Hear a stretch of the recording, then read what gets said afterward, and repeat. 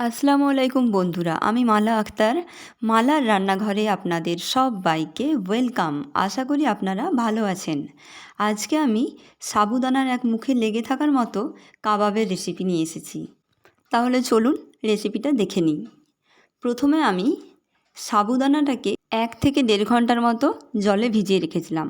তারপর জল থেকে উঠিয়ে নিয়ে ভালো করে ধুয়ে জলটা ভালো করে ছেঁকে নিয়ে তার উপরে 2টো মাঝারি সাইজের সেদ্ধ আলু, 4 থেকে 5টা কাঁচা লঙ্কাকে কুচো করে নিয়েছি, চিলি ফ্লেক্স 1 চামচ, জিরের গুঁড়ো, ধনের গুঁড়ো, প্রয়োজন মতো চাট মশলা, আন্দাজ মতো নুন, আদা ও রসুনের পেস্ট দিয়ে বেশ কিছুটা ব্রেড ক্রাম্বস দিতে হবে।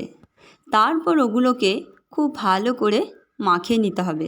মাখানোর কাজটা খুব যত্ন করে মাখাবেন, না হলে ভাজার সময় সাবুদানাগুলো ছেড়ে চলে আসবে। এখানে আপনারা চাইলে ধনেপাতাও ব্যবহার করতে পারেন। এবার আমার মাখানোটা দেখেই বোঝা যাচ্ছে আমি কতটা সুন্দর করে মাখিয়েছি। এবার এইভাবে আমি যেমন করে হাতে করে গোল গোল করে শেপ দিচ্ছি, সেই রকম করে নিয়ে হাতের তালুতে একটু তেল নিয়ে খুব ভালো করে কাবাবের আকারে শেপ দিয়ে দেবেন। শেপটা আপনারা যে যার পছন্দ মতো দিতে পারেন। এবার এইভাবে সবগুলো তৈরি করা হয়ে গেলে একটা ফ্রাই প্যানে প্রয়োজন মতো তেল নেবেন। খুব বেশি তেলে ভাজার দরকার নেই। তারপর তেলটা হালকা গরম করে নিয়ে একে একে সব কাবাবগুলো আস্তে আস্তে করে ভেজে নেবেন।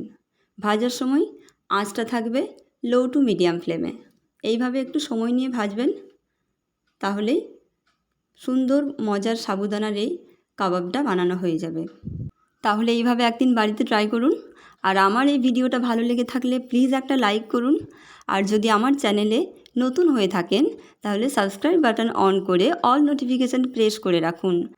তাহলে এরপর থেকে আমি যতগুলো রান্নার ভিডিও শেয়ার করব সেটা সবার আগে আপনার কাছে পৌঁছে যাবে। আজকে এই পর্যন্তই। আবার আসবো নতুন কোনো রান্না নিয়ে। ততক্ষণে সবাই সুস্থ থাকবেন, ভালো থাকবেন। ধন্যবাদ।